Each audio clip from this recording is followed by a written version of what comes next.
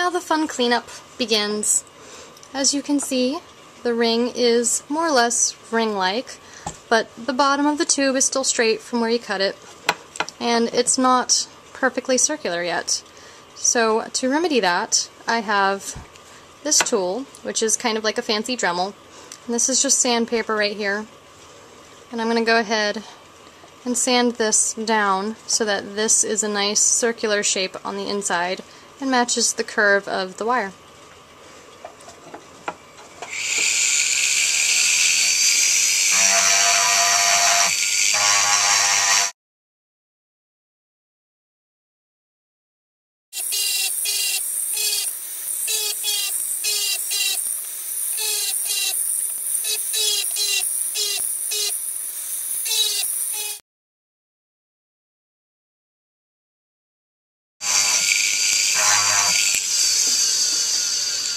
And just as a preface to that, most people like to wear gloves because sanding the ring like that will make it get really, really hot and can possibly burn you.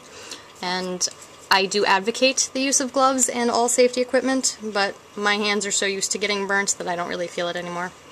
So, anywho, though, after the safety PSA, now you can see that that's much more rounded in there, which is going to let me go ahead and put this whole thing back on the ring mandrel.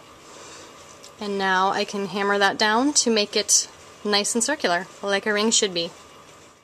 So I'm going to use my plastic mallet again, and just quickly tap that down.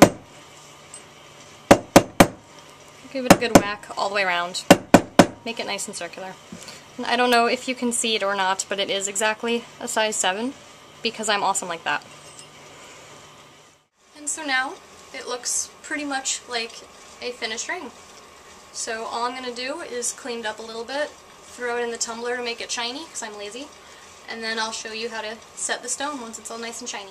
So now to transform what is a simple tube into a stone setting, I use my little Dremel-like flex shaft again, and it has a stone-shaped burr on it, and I am just going to go ahead and use it kind of like a drill bit.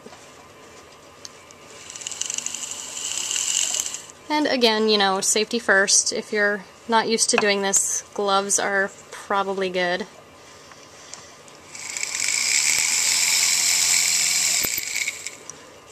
And that way it just starts to slowly drill that out.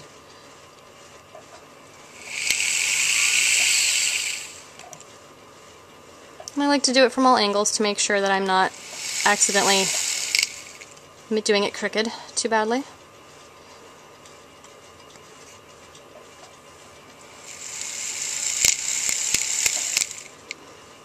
And when it looks like your bit is getting down in there to approximately the depth of your stone that you want to set, and that's pretty good.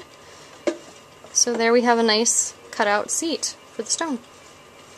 In this case, I'm going to use a teeny tiny little 3mm stone, an amethyst in this case, and it's pretty small. And just turn that ring upside down.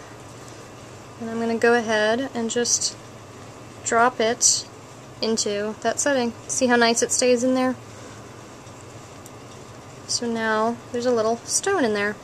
So now what we have to do is just get this edge around the stone and push it over a little bit so that it holds that stone nice and secure in place.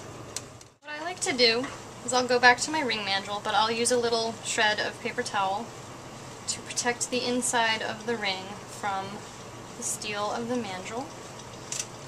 And I'll just go ahead and put that stone and all on there, squish it down.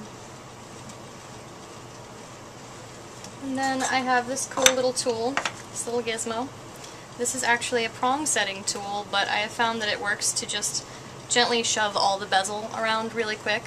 It's not perfect and it's not your final setting, but it helps keep that stone in place while you're doing that. So you just take this guy, put it right over the stone, and just press really hard and wiggle it around. And that way it'll just start to push that metal over the stone. and start that for you. And because I am right-handed, I like to switch it up, turn it upside down, just to make sure that my weak side also gets pushed down.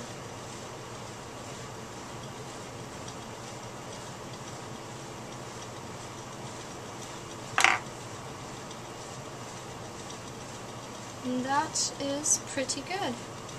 So then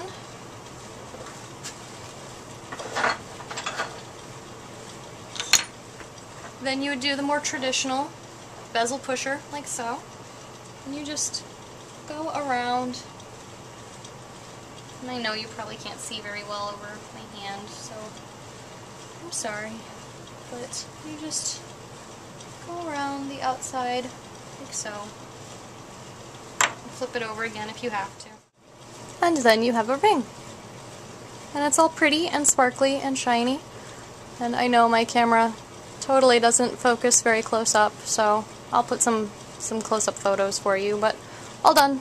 Yay! Thanks for watching.